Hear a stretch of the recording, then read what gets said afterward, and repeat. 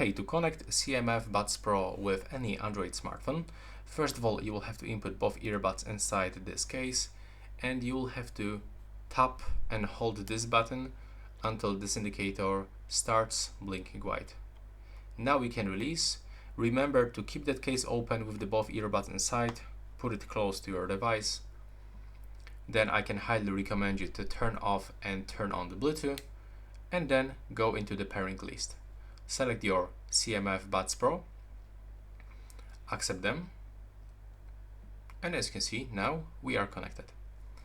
You can also connect these earbuds into the application, so you'll have to go into the Play Store, input nothing X phrase. There we go.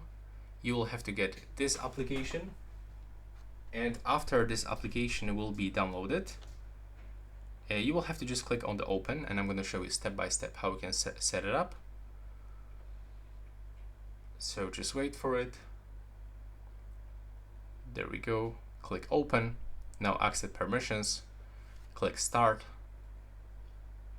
Now tap later. You don't have to join the improvement program. Click allow to continue. Click allow again. Now as you can see, we are automatically connected when we add them previously by the standard Bluetooth settings. And that's all for this video. Right now, please subscribe.